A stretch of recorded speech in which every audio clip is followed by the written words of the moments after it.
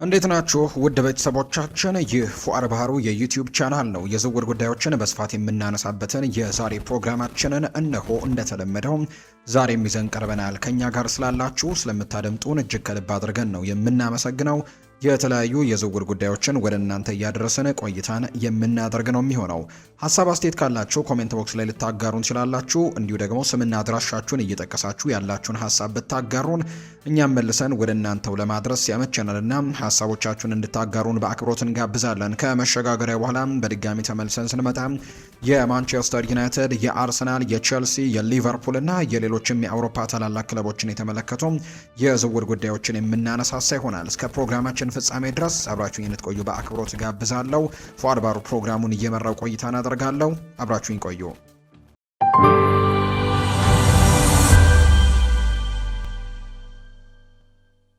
ወደ ቀዳሚው መረጃችን አለፈን። የቀድሞው የሊቨርፑል ኮከብ መሐመድ ሳላህ ወደ ቤሺክታሽ ዝውውር ለማድረግ መስማማቱን የሚገልጽ አስገራሚ ዘገባ ከወጣ በኋላ የተጫዋቹ ወኪል ግን ሀሳቡን ሰንዝሯል። የግብፁ ዓለም አቀፍ ተጫዋች በ2025-26 የውድድር ዘመን መጨረሻ ሊቨርፑልን ከለቀቀ በኋላና በአንፊልድ የነበረውን ድንቅ የውድድር ጊዜን ማጠናቀቁን ካበሰረ በኋላ በአሁኑ ጊዜም ነፃ ተጫዋች እንደሆነም የሚታወቅ ነው።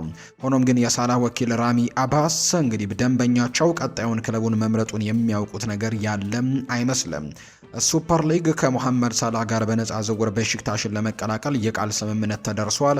ደሞዙም በአመት 10 ሚሊዮን ዩሮ ሲደመር 2 ሚሊዮን ዩሮ ጉርሻ ያለው ለአንድ አመት የሚቆይ ውል ተጨማሪ ለአንድ አመት የማራዘም አማራጭም ያለው ሲልም ነበር የገለጸው። ይሁን እንጂ የሳላህ ወኪል ራሚ አባስ የ34 ዓመቱ ተጫዋች ቀጣዩን የውድድር ዘመን የየት ሀገር ክለብ ውስጥ እንደሚጫወት እስካሁን እንደማያውቅና እንዳልተወሰነ ጭምር ነው የተናገረው። ይህ ዘጋቢ በጉዳዩ ላይ ትንሽ ቀድሞ ሮጦ ሊሆን እንደሚችል የሚያሳይ መረጃ ሆኗል። መሐመድ ሳላህ ቀጣዩን የውድድር ዘመን በየት ሀገር ክለብ ውስጥ እንደሚጫወት እስካሁን አልወሰንም ሲልም ነው ራሚ አባስ የተናገረው። ላሪፐብሊካ የተባለ የመረጃ ምንጭ ዩቬንቱስ የቀድሞውን የሊቨርፑል ተጫዋችን ለማስፈረም ከፍተኛ ፍላጎት እንዳለው በቅርቡ በመግለጹ እነዚህ ያሉ ግምቶችም ብዙ ናቸው። ቀደም ሲል ሳላህ ከፌነርባቼ ጋር ስለመቀላቀል አዎንታዊ ውይይቶችን አድርጓል የሚሉ መረጃዎች ደርሰው ነበር። ነገር ግን ይህ በሙሉ ስምምነት ተደርጎበት አልተዘገበም ነበር። እንዲሁም ከሳዑዲ ፕሮ ሊግ ክለቦችም ስለቀረበው ፍላጎት ጠቅሰን ነበር። ሳላህ በሊቨርፑል የነበረው የመጨረሻው የውድድር ዘመን ከምርጥ ብቃቱ የራቀ ቢሆንም አሁንም ከፍተኛ ተጫዋች በመሆኑ ብዙ ፍላጎቶች ይኖሩታል ተብሎ ይታሰባል። የግብፁ ዓለም አቀፍ ተጫዋች አሁንም እንደ ቱርክ ወይም ደግሞ ሳዑዲ አረቢያ ባሉ ሊጎች ውስጥ ድንቅ ብቃቱን ማሳየት ይችላል። ስለዚህም ይህ ደግሞ ለእርሱ ቀጣዩ መዳረሻ ሊሆን የሚችል ይመስላል።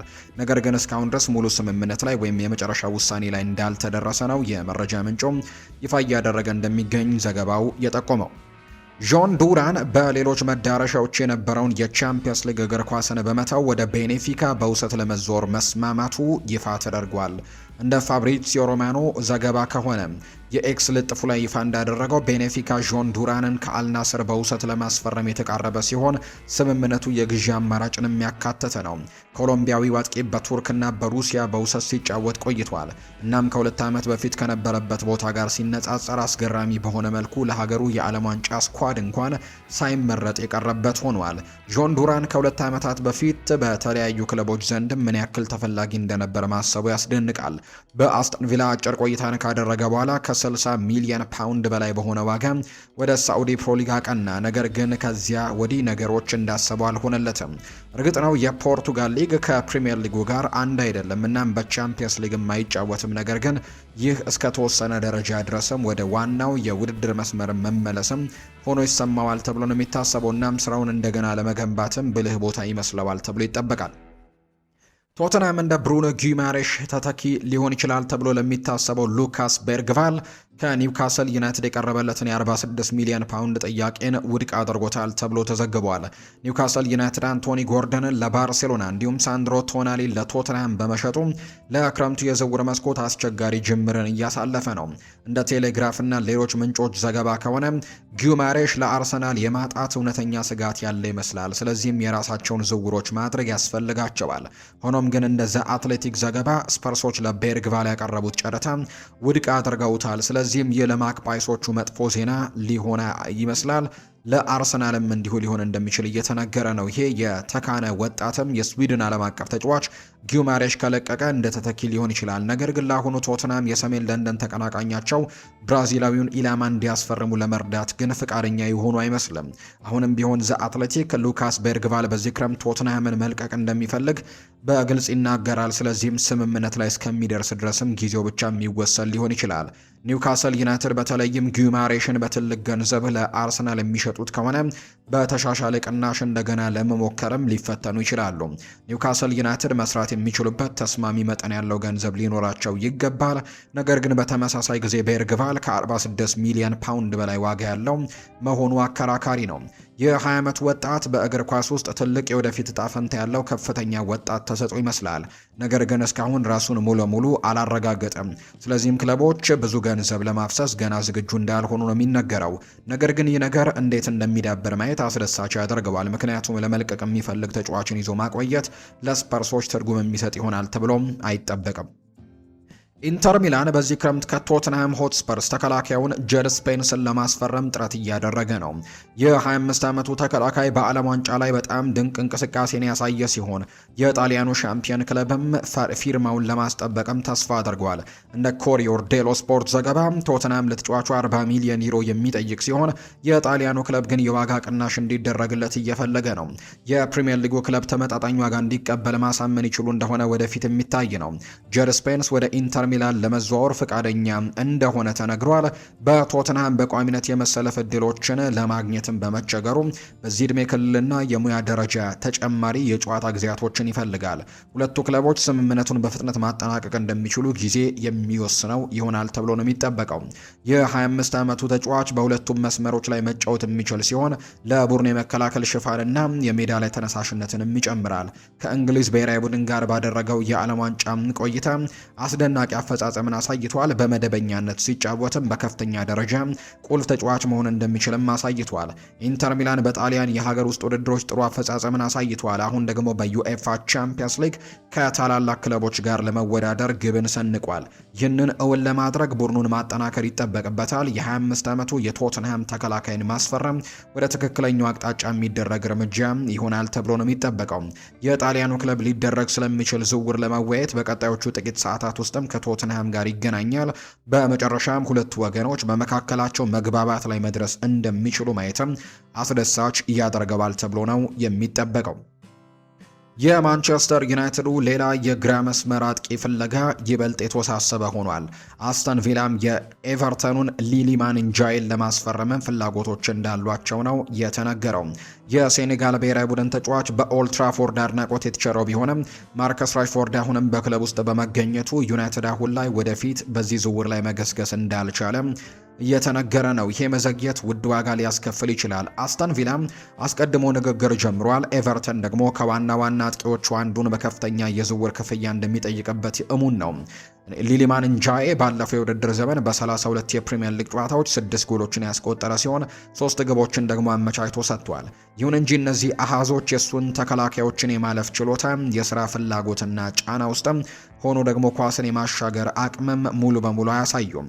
ፉክክሩ አሁንም ክፍት ነው። ነገር ግን ዩናይትድ ከባድ ተወዳዳሪ ለመሆንም ከመጀመሩ በፊትም ተጫዋቹን መሸጥ ሊያስፈልገው እንደሚችል ነው የተነገረው።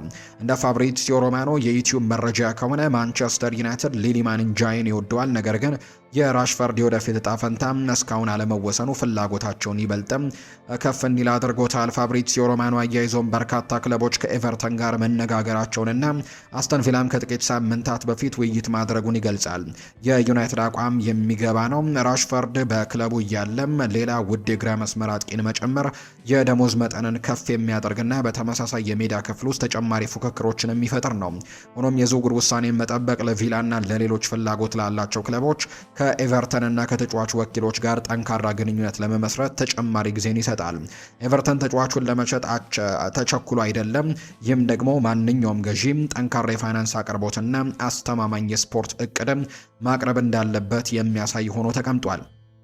ቀደም ሲል የወጡ ሪፖርቶች እንደሚያሳዩት ኤቨርተን ለሊማን እንጃይ 70 ሚሊዮን ፓውንድ አካባቢ ዋጋ ሊያስቀምጥ ይችላል። ይህ አሃዝ አጓጊ የነበረውን ዝውውር ወደ ትልቅ ኢንቨስትመንት ይለውጠዋል። በተለይም ዋጋው የሚመነጨው ከከፍተኛ የጎል ማስቆጠር ብቃት ይልቅ በአጠቃላይ የሜዳ ላይ ተጽዕኖ ሊሆን ይችላል። ከዩናይትድ አንጻር የሱ ሁለገብነት፣ ብርታትና ቀጥተኛ የሩጫ ዘይቤ የማይክል ካሪክን የማጥቃት ዘይቤ የሚመጥን ይሆናል ተብሎ ነው የሚታሰበው። አስተን ቪላ የፊት መስመር አስተላለፍ ለውጦች በኋላ ጠቃሚ ሚና ሊሰጠው ስለሚችል እንደ ቀላልም ተቀናቃኝ ሊታይ አይገባም። ዩናይትድ የራሽፈርድን የወደፊት እጣ ፈንታ በፍጥነት መፍታትና ከዚያም ጥብቅ በሆነ ደግሞ የዋጋ አቅርቦት ኤቨርተንን መፈተሽ ይኖርበታል ተብሎ ይታሰባል። ሊሊማን ኢንጃዬ በቡድኑ ሊያሻሽለው ይችላል፣ ነገር ግን 70 ሚሊዮን ፓውንድ ከመጠን በላይ የተጋነነ ዋጋ ይሆናል ተብሎ እንደሚጠበቅ ነው የመረጃ ምንጮም ይፋ እያደረገ እንደሚገኝ ዘገባው የጠቆመው። አርሰናል የኒውካስል ዩናይትዱን አማካይ ብሩኖ ጊማሬሽን ለማስፈረም እየገፋ ነው። እንደ ቤን ጃኮብስ ዘገባ ከሆነ የመጀመሪያው ሙከራቸው ካልተሳካ በኋላ ክለቡ ለብራዚላዊው ተጫዋች ሌላ የዝውውር ጥያቄ ያቀርባል ተብሎ ነው የሚጠበቀው። የ28 ዓመቱ ተጫዋች በሊጉ ካሉ ምርጥ የአማካይ ስፍራ ተጫዋቾችም አንደኛው ሲሆን ለአርሰናልም ልዩ ግዢ ሊሆን ይችላል ተብሎ ነው የሚታመነው። በቡድን ውስጥ ተጨማሪ የፈጠራ ብቃት ያስፈልጋቸዋል። ብራዚላዊው ተጫዋች ለግብ ዕድሎች ለመፍጠርና የሜዳውን የመሃል ሜዳም ደግሞ በብልህነት ለመቆጣጠርም ይረዳል ተብሎ ይታሰባል። በኒውካስል ቆይታው በፕሪሚየር ሊግ የማያዳግም አፈጻጸምን አሳይቷል። እናም አሁን ዋና ዋንጫዎችን ለመፎካከርም ወደ ትልቅ ክለብም የሚሸጋገርበት ትክክለኛው ጊዜ ነው። አርሰናል ኒውካስል ዩናይትድ ተጫዋቹን እንዲለቅ ፈቃደኛ እንዲሆን ማሳመን መቻሉ የሚታይ ይሆናል። እሱ ለክለቡ ቁልፍ ተጫዋች ነው። እናም በቀላሉ ሊያጡትም አይፈልጉም። ቀደም ሲል እንደ ሳንድሮ ቶናል ያሉ ቁልፍ ተጫዋቾችን እንዲለቁ ፈቅደዋል። ሁለቱን ምርጥ አማካዮቻቸውን በአንድ የዝውውር መስኮት ማጣትም ለኒውካስል ዩናይትድ ከባድ ጉዳት ሊሆን ይችላል ተብሏል። ሆኖም ግን የደቡብ አሜሪካው ተጫዋች ለመልቀቅ ከወሰነ እሱን ለማስቆም አቅም ሊያንሳቸው እንደሚችል ነው የተነገረው። አርሰናል ክሪስቲያን ኖርጋርድ ጋር ይለያያሉ ተብሎ ይጠበቃል። ጊማሬሽ ቀጥተኛ ምትክ ባይሆንም ለእነሱ ግን ትክክለኛ ምርጫ ግን ሊሆን ይችላል። አርሰናል በቅርቡ ወደ ቼልሲ ለመዘዋወር የመረጠውን ሞርጋን ሮጀርስን ለማዘዋወር ያደረገው ሙከራ ሳይሳካ ቀርቷል። በመካከለኛው መስመር ላይ ተጨማሪ የፈጠራ ብቃትን ለመጨመር ከፍተኛ ፍላጎት አላቸው። እናም ብራዚላዊውን ማስፈረም ወደ ትክክለኛው አቅጣጫ የሚደረግ እርምጃ ይሆናል። የፕሪሚየር ሊግ ሻምፒዮኖች ጥቂት ጥራት ያላቸው አጥቂ ተጫዋቾች ላይም ኢንቨስቶችን ማድረግም ይኖርባቸዋል። በክንፎቻቸው ላይ የበለጠ ደግሞ ስልነትንና አስተማማኝ ጨራሽ አጥቂነትም ያስፈልጋቸዋል ተብሎ ነው የሚጠበቀው። ያን ዲዮማንዴ በዚህ ክረምት ከአርቢ ለብዚሽ እንደሚለቅ በሰፊው እየተነገረ ይገኛል። የፕሪሚየር ሊግ ክለቦችም በሱ ላይ ከፍተኛ ፍላጎት እንዳላቸው ነው የተገለጸው።